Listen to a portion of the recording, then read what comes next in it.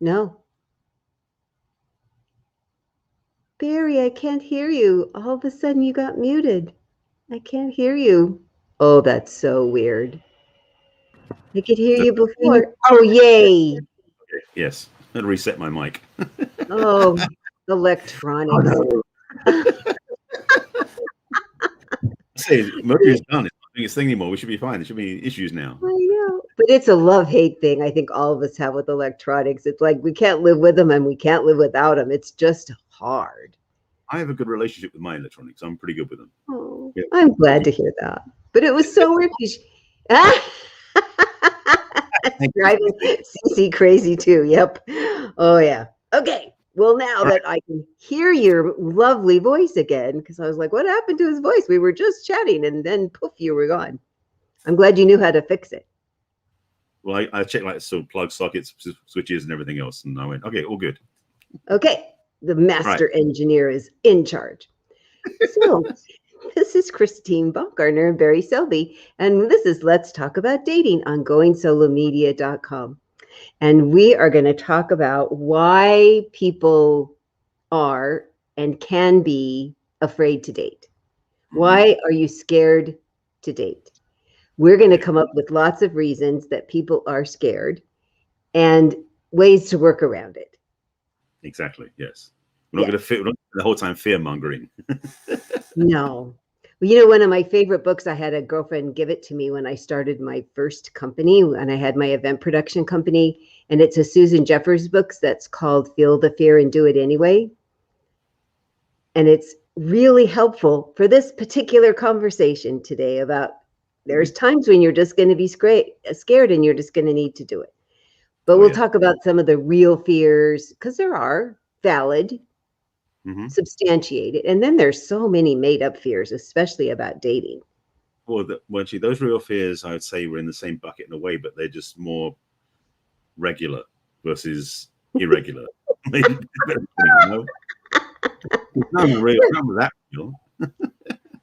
medications for that, right? Irregularities, yeah. I think I'm in a silly mood now. Yeah, we'll make your fears regular instead of irregular. Yeah. Would you rather have regular fears? Oh, Cece's going to scold us if we don't start behaving a little more.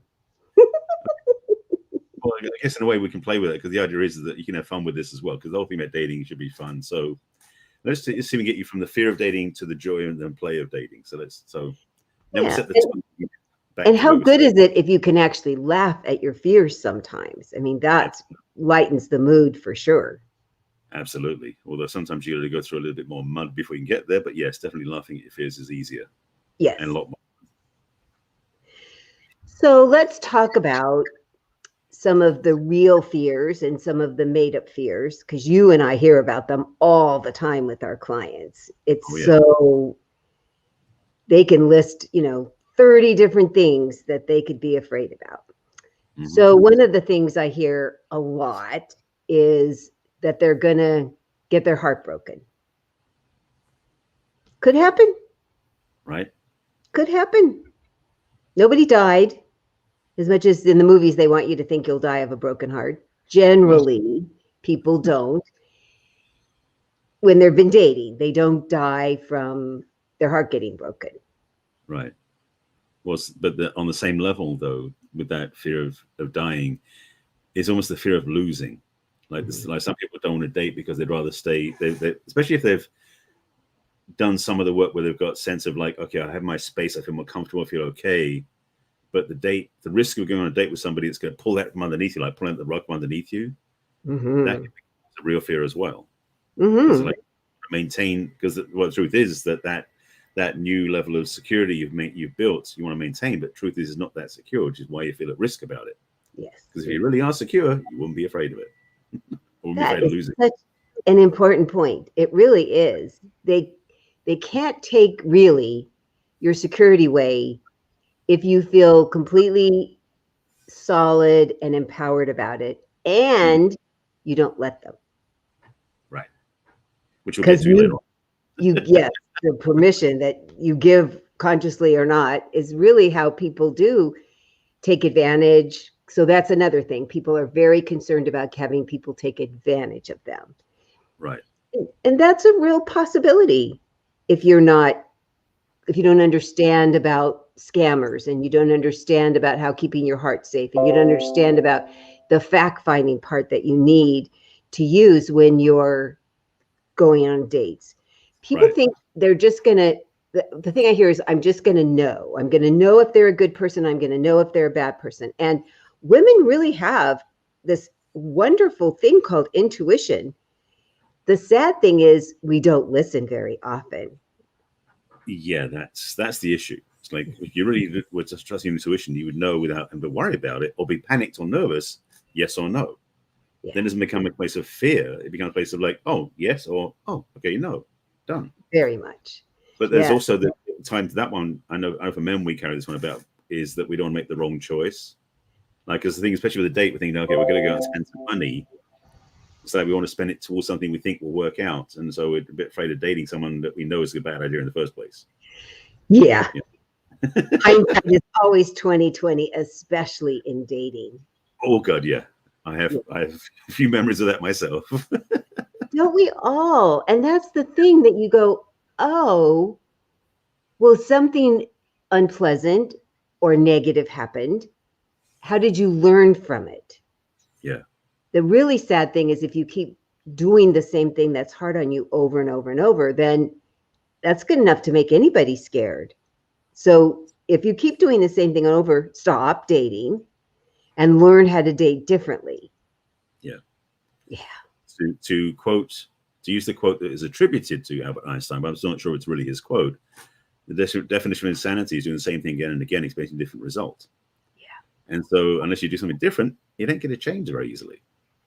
No. So that's an important thing to be aware of, is that with the dating stuff, if you keep having bad experiences on dating, maybe you want to change your approach or do something different, which again get to later. We're dropping all the bad stuff first. We'll see all the solutions afterwards. Isn't that the way to start, though? Because we need to talk about, yes, you really are scared. You really are scared. You're scared of somebody physically hurting you, emotionally hurting you, mentally hurting you, taking advantage of you, making you look stupid, making you feel, damaging your self-esteem so you don't feel worthy. Those are very valid, real concerns. Some of the not quite so valid is that you're going to lose yourself. People generally don't lose themselves when they're dating. But I think because what we're going to talk about next week is the fear of getting in a relationship, that is a little sneak peek. Right. That is more accurate, to be afraid of losing yourself in a relationship. And we'll talk next week about how to avoid that. Right. So, but I think that's part of the fear, is that we keep jumping ahead. We keep thinking, well, what's going to happen in the future, before you've even got past the first couple steps of, well, do I even want to see them for a second or third time? That's the thing. So, I mean, to say another way is that we have this tendency to look at this first date and then see the next 20 years later ahead of us, and always looking for the badness, not even looking at what's good that can happen out of it. So if you can have a future fantasy, why not win? But at the same time, again, back to intuition for the women, is if you have that sense that if you look down the path and you know it's not going to look good, then there is a certain fear that you don't want to get into that date in the first place, because that's not where you want to go. Again, being better at picking. So, and I know some of my clients that I've said, more offhandedly, is like they end up having a bad picker when they're choosing their dates. So one of the fears can also be not knowing how to choose the right sort of person to be with, to go on dates. So maybe their the selection criteria is tainted. Yes. So that can be a fear as well, of like, you don't know what to choose because it's going to be bad, or is going to end up being a bad choice. Mm-hmm. And if it's been your real experience, as we've mentioned, then of course you're going to be scared to do it again. Mm-hmm. And what I've heard too from people who haven't ever even tried going out on a date, they've heard all the stories, the horror stories, the scary stories, the terrible stories. So now they're afraid before they've even done it. Mm-hmm. Oh, it's I mean, there are so many movies, especially because Halloween was very recently. So there are a lot of horror movies that are based upon the fact that somebody goes on a date and ends up with such a calamitous and ideally end up being a fatal experience. So they're not exactly adding to the fuel to the good news about dating. They're putting a lot more fuel into the fear of dating, understandably. But the reality is. Real life is not like the movies in that sense. Yeah. And so, again, we'll get to this more as we go through. There are so many good things about dating and the most positive experience you can have in dating when you are coming in the right way. Because one of the fears that people have about being scared of dating is because they're using their past experience to paint the future with. Yes. So they're using their past mistakes, errors, and perhaps traumas even that they're painting the future with. And so if you're not able to look at your new prospective dates and your future with a clear lens, that's going to be hard to look at dates with any sense of reality. You're going to be looking at them through a lens that isn't accurate. So it doesn't matter who that person is you're dating. You look at them as if there was somebody you knew in the past. Yes. And that's a trap that will end up being hurting. That'll actually be a fear-based trap that way. And I do find that women tend to do this more than men. Men do sometimes. That then the broad brush of all men are like this. Yeah. Well, if they all were like that, I wouldn't want to date either. I would step back and figure out something else to get feeling satisfied and emotional support. If all men were awful, if all men were out to hurt me, if all men were out to take advantage of me.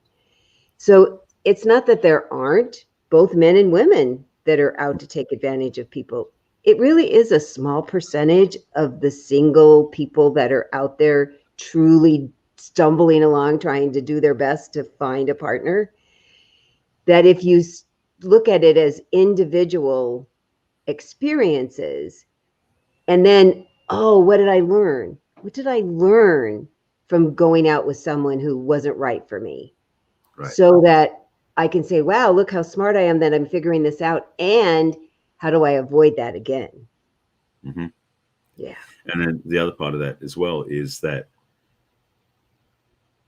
it's, let me say this, is that oftentimes when you go on dates, first of all, well, I'm not sure these are fears as much as they're just trepidation. Let's get off the way of being scared of it to being like not happy, not enthused about it. There's certain things, for example, where maybe you haven't been on dates in 20 years because you've been married for 20 years, now you're divorced or widowed, and you don't know how to do a date. So there might be a certain fear that you have. They're not quite as big as the original fears, but where you're just like, I don't know how to be on a date.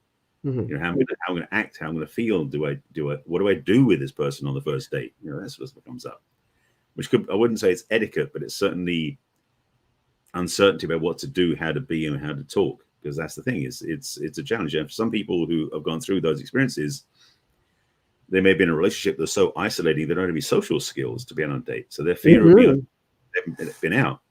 And again, one of the clues, by the way, is get out socially before you go on dates. So you get practice being in public with other people. Yeah. That's one of we're dropping. I know we're starting to drop seeds of what we're talking about as solutions. But for many people, that fear is because they haven't had exposure to or experience of being out socially with other people besides their ex-partner in 20 years. So that one happens too. Oh, the unknown. Most people are very on a sliding scale of mildly concerned to terrified and everywhere in between with the unknown. Even going on vacation by yourself or eating dinner by yourself or learning a new skill or taking a class, am I going to be good at this? Are people going to think I look stupid? So we're not saying this is not a really normal feeling in the world.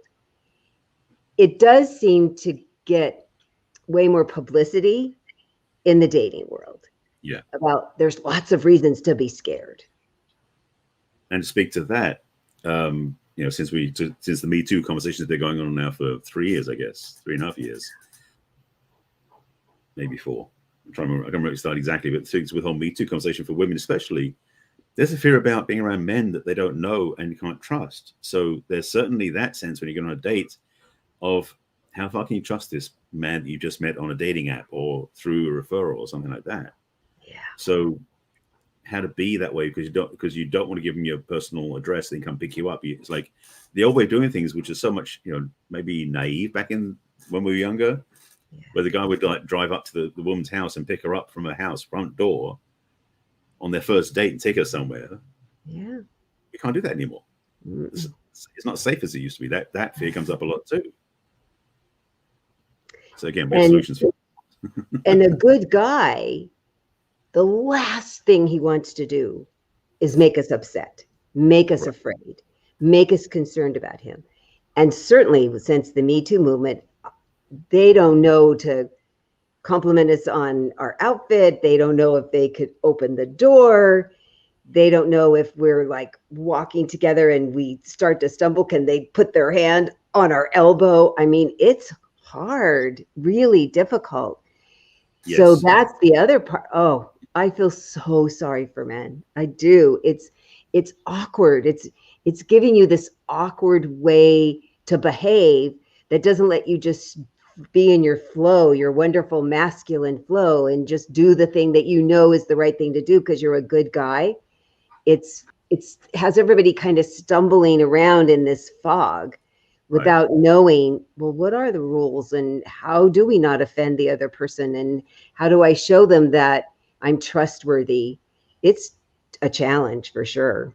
Thanks to some bad actors. Yeah, it's been one of the things that's made it.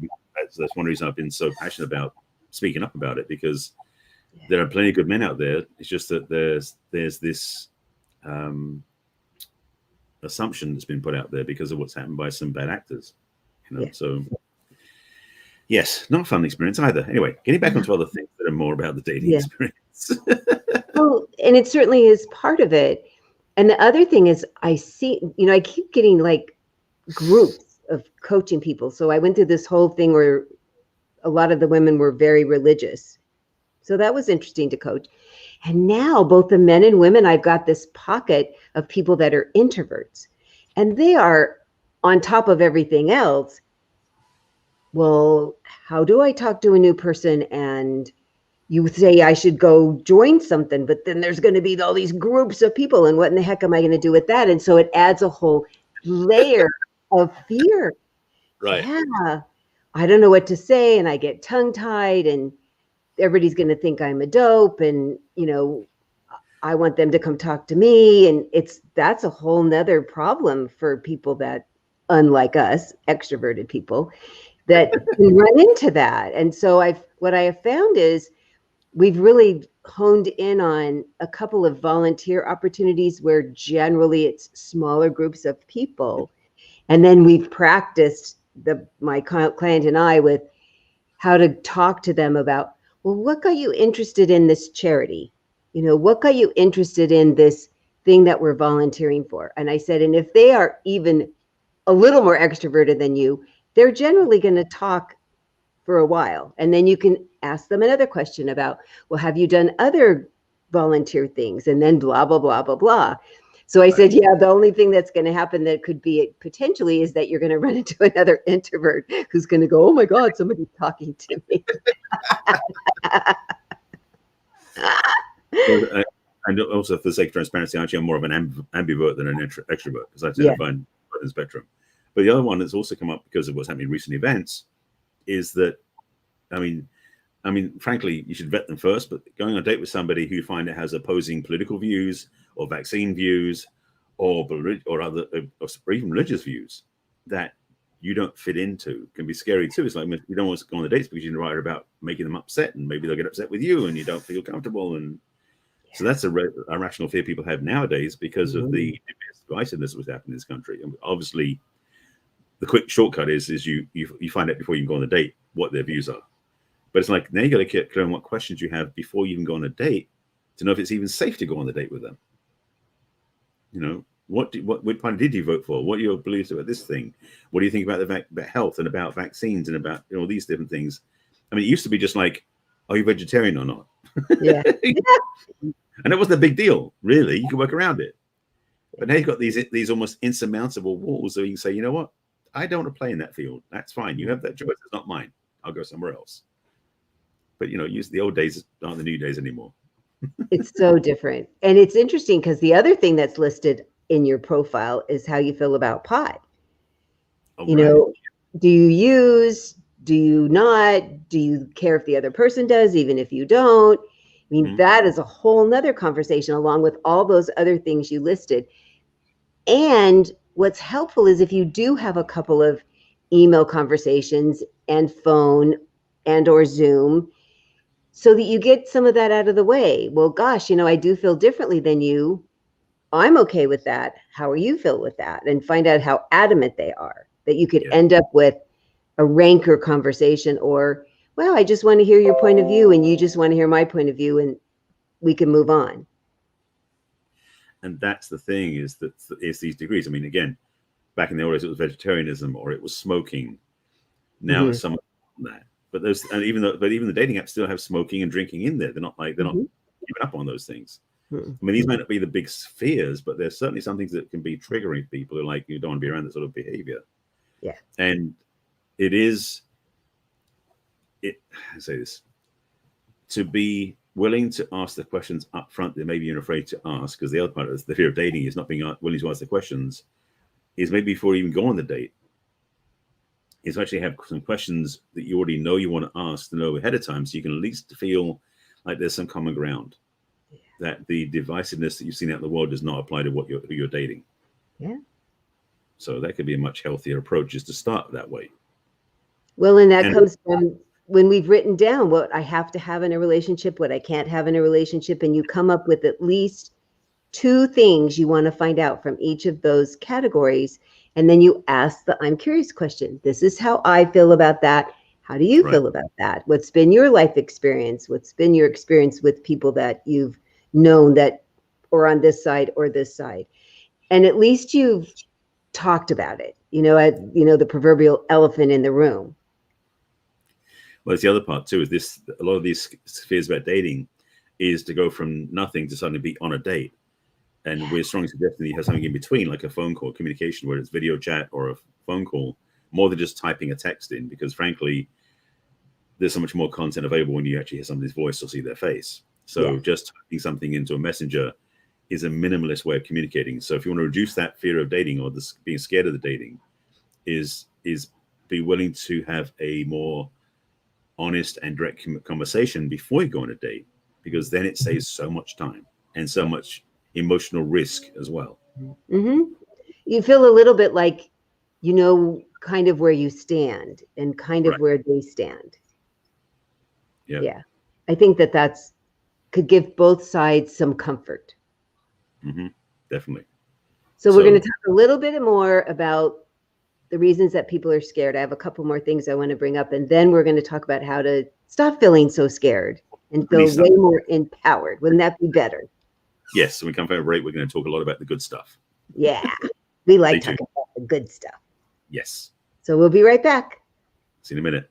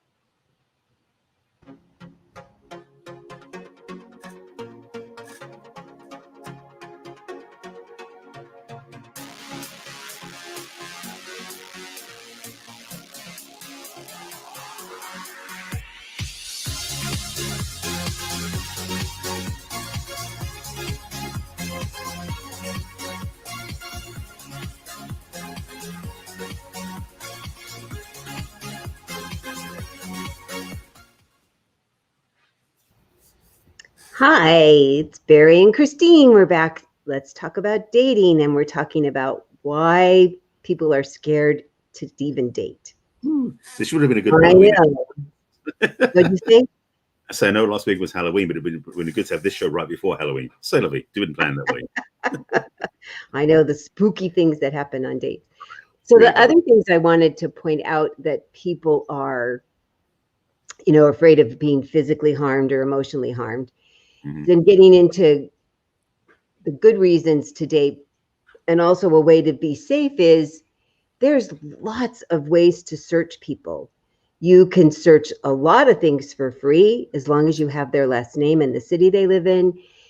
I have a service that I pay for every month that I use for my clients when they're going to meet somebody new. And you can do a reverse image search. You can do a search on their phone number.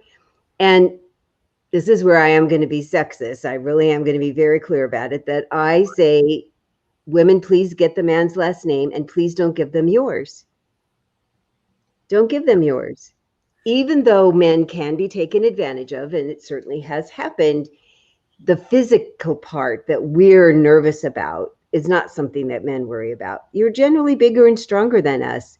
Mm-hmm. So the odds of a woman showing up at your house to physically harm you is pretty slim.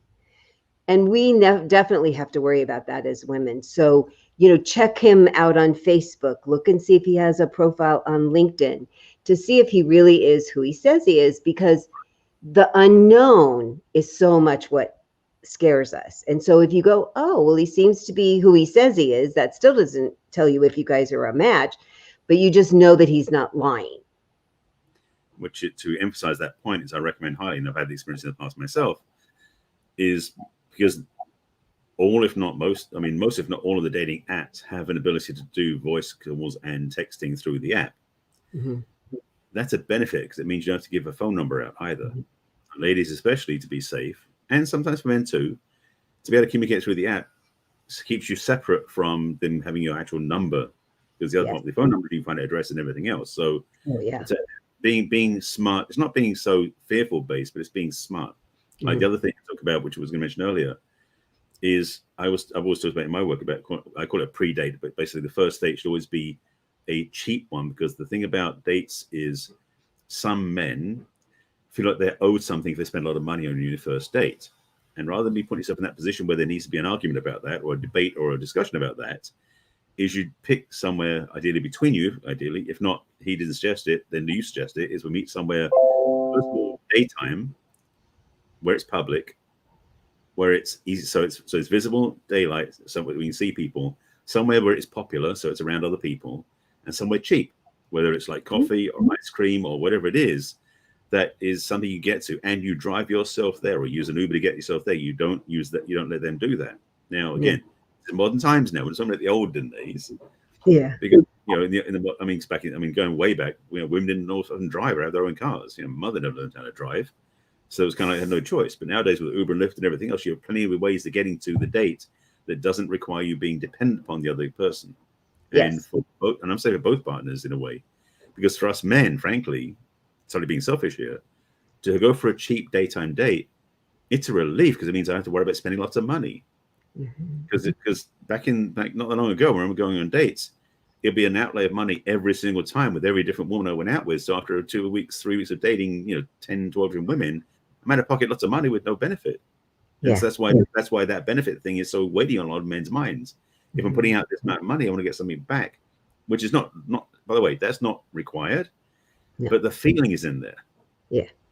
So there's a pressure point. So for us, I think it's a relief to go somewhere cheap and easy to get to, so that we can have a fun time getting to know each other without any pressure going, we're going to spend lots of money on this person up front. Like, because I've been in some of as I'm on Clubhouse a lot, as I mentioned, some of the rooms in there, there's some very interesting values that are out there by people where like the man's like got to show how powerful he is by spending all this money. And I'm like, no.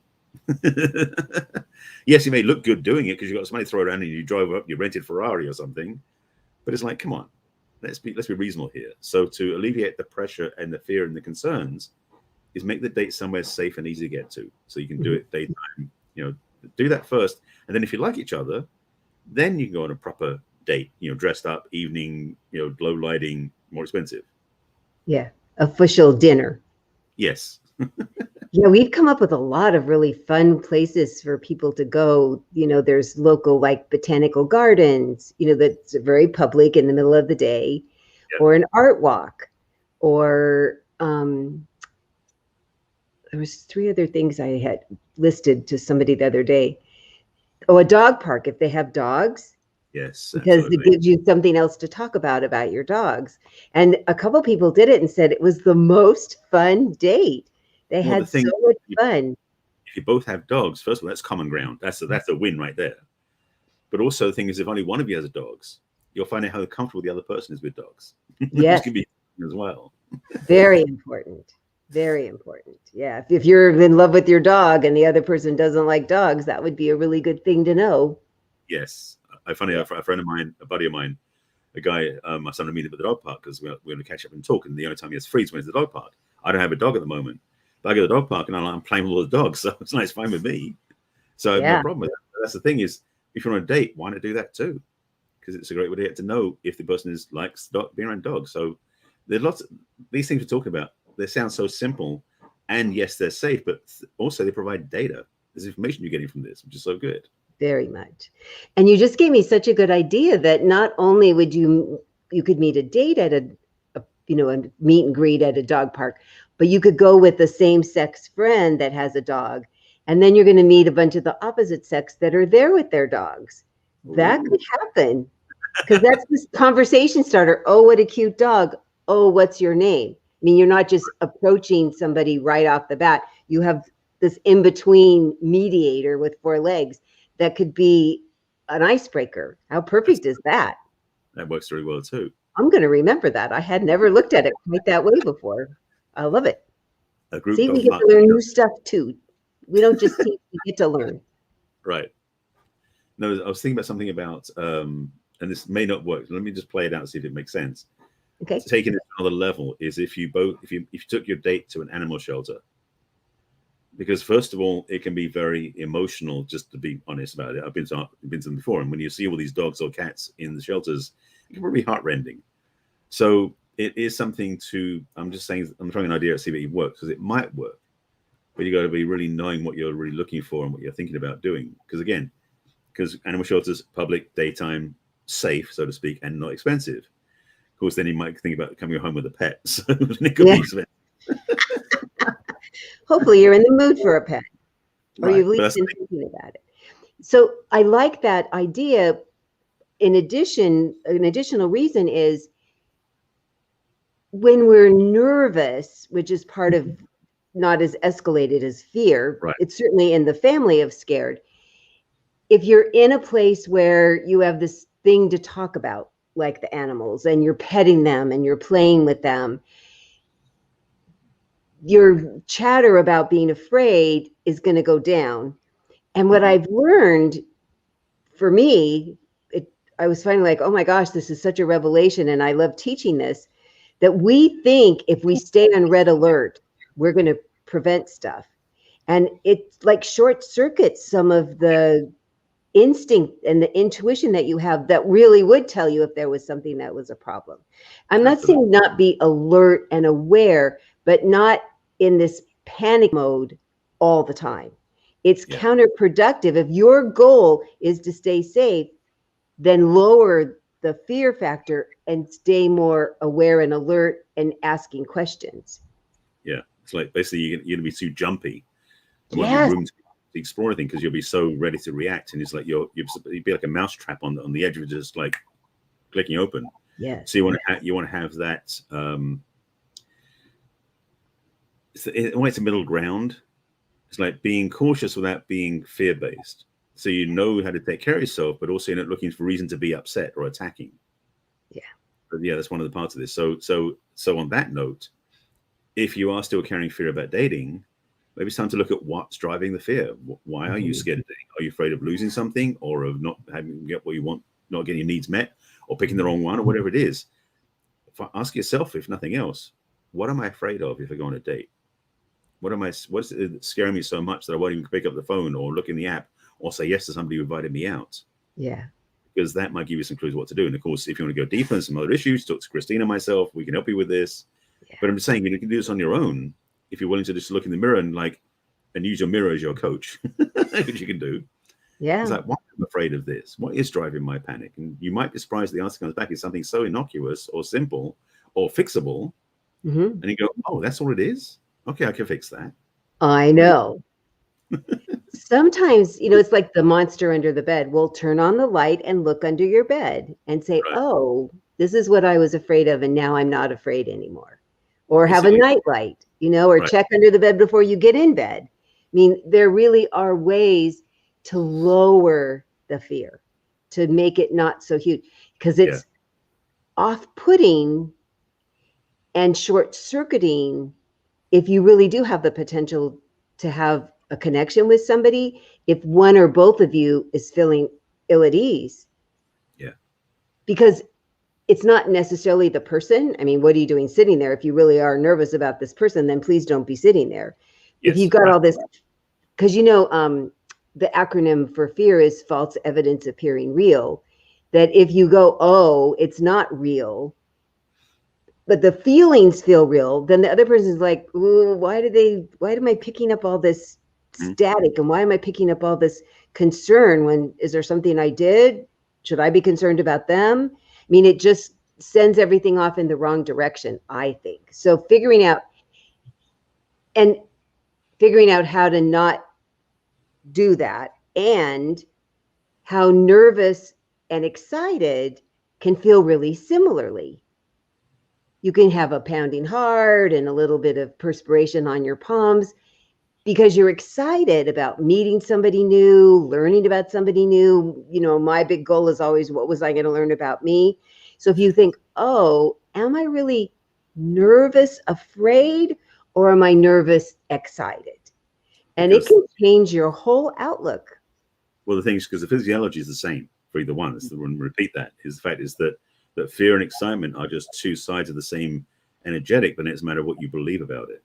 By the way, a couple other there's a two-sided acronym also for fear that I know that I use a lot, which is forget everything and run. Yeah. Which is one. Or the flip side of that is forget everything and rise. So there's other acronyms for fear that we can use. I mean, that's what I love these acronyms. It's like, you've got this one, you've got this one, there's so many choices. Yeah. But recognizing that for all of this stuff is that fear, and I don't know, it was a podcast I was on somewhere. It's about pain is a messenger. Fear is a messenger too. Fear is not there for its own sake. It's there to give you some information because it's warning you about something. But the question is it accurately warning you? And are you being warned with the right information? So if you're afraid or scared, again, as I said earlier, check it out. Be willing to look at yourself, not with the other person, just for your own, verification. Is this fear real? Does it have meaning? Is there a reason I need to get out? Am I in fear of my physical safety? Am I fear of my emotional safety? Is this person bad? Or are they perhaps reminding me of a date I had 20 years ago and that person was horrible? This person reminds me of them because the cologne they're wearing or something else is not them. It's not anything about them. Yeah.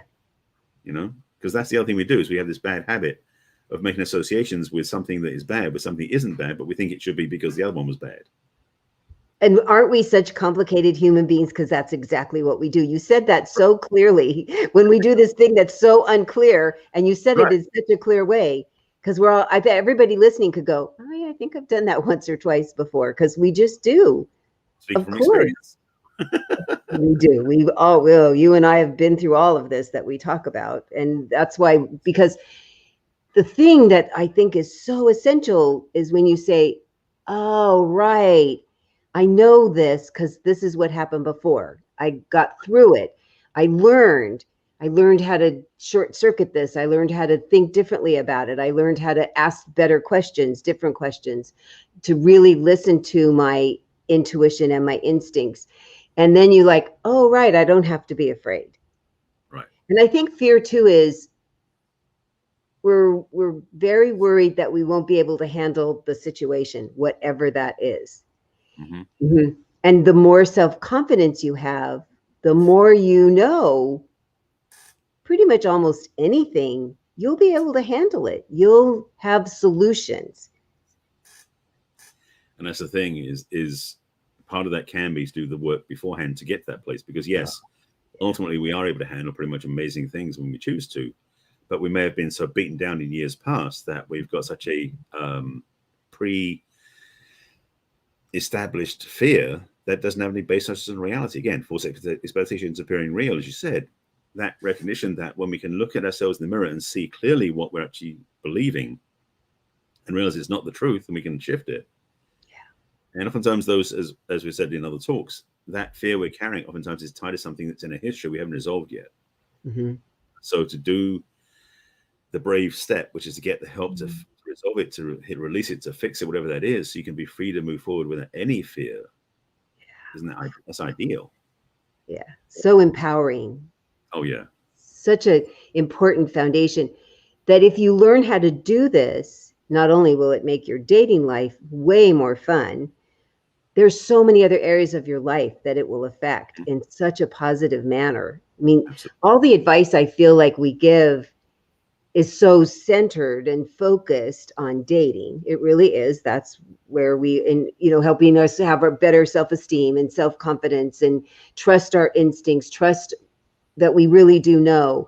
And if you can learn how to do it under the guise of that you want to learn how to date more successfully, the expansion to the rest of your relationships, when you want to go out and learn how to have a new job, or you're in a situation that's very unfamiliar, like, well, I've handled this before, I can do that again. Right. That it just keeps building up your self-confidence and making that foundation even more firm. It's just, how do you take that first step? That's really the big question, huh? Absolutely. It's funny, another quote's been brewing for me to use, which I talk about this, and this is actually a quote about history, but it applies to relationships and dating too. Is that, and it's a quote from George Santayana, which I've used a lot, which is basically those who fail to learn from the history are doomed to repeat it. Oh, for sure. And in relationships and dating, especially, if you don't learn from what happened in the past, then it's like you go back and do it again. It's almost again back to the insanity, doing the same thing again and again without understanding why you're doing it. So working with somebody like ourselves to navigate through this and understand what you've been doing wrong in the past, you can do something differently in the future, is a way to overcome that lack of learning from the past. Yes, yeah. You've made some mistakes in the past. We all have. We talked about that ourselves. But the question is, do you want to do something about it, or you want to keep repeating the same mistakes? Right. And to give yourself the grace of, you just didn't know any better. Right. And now that you know better, as Maya Angelou says, you can choose to do better, have better results for yourself, which then makes better results for the people that are around you. Isn't that better? It just makes the world a better place if you're feeling more confident and assured that you're making good decisions and you're making the best decision you know how to make at the time. Yeah, I mean, imagine taking your fear factor down from a 10 down to a 5 at least. Yeah. And ideally to a 0, even better. But the thing is, if you can just tuck it down a few notches from the like red klacsoning fear, like, oh my God, down to maybe not so bad, to like, oh, this is fun. that transformation of just taking down the panic button, so to speak, or that reaction response, for a lot of people is huge. I mean, I've been on some dates, going back a few months ago now, where I could feel the person I was on a date with was comparing me to a previous dates and then running the old paradigm, what she went through with me. And I'm like, excuse me, I'm not those people. So we're doing a disservice to our dates when we run the fear, when we're carrying that judgment or that blame or that uncertainty about, can I trust this person? Well, that person is the person you dated before.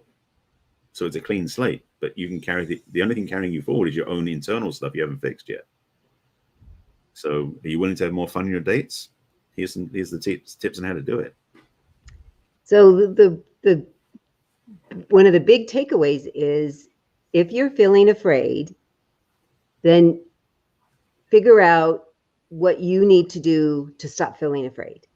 Yeah. It doesn't mean going on a date.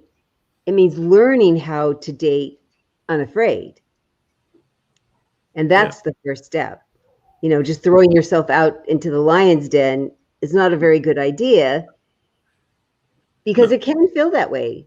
If you learn how to feel confident that you can check them out, how to feel confident that you could handle any situation, how to feel confident that no one's going to take advantage of you, no one's going to arbitrarily hurt you.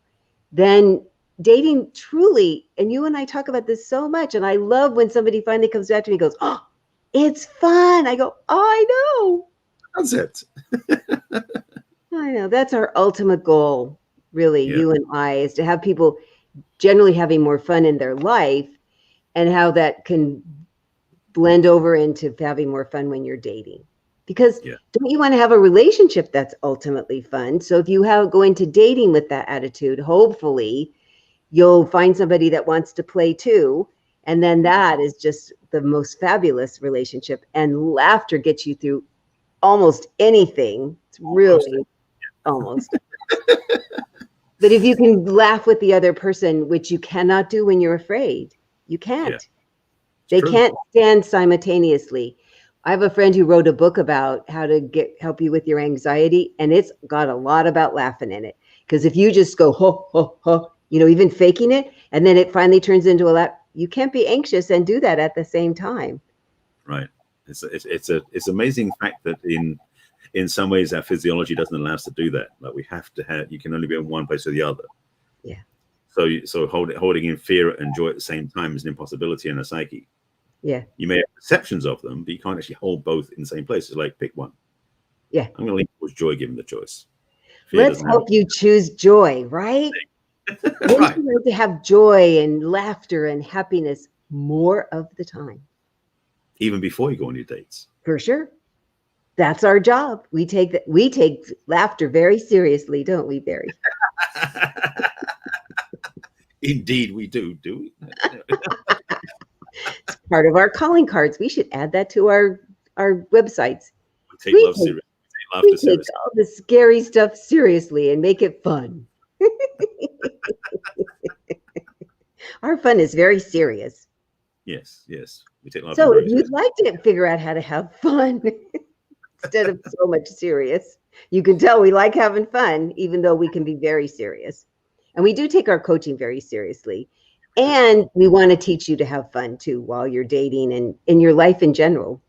So if you'd like to talk to me, you can go to my website, which is www.theperfectcatch.com, and click on what's holding you back from love.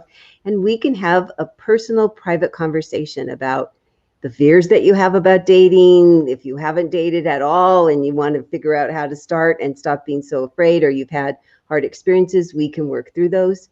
You can also send me a private email at Christine@theperfectcatch.com.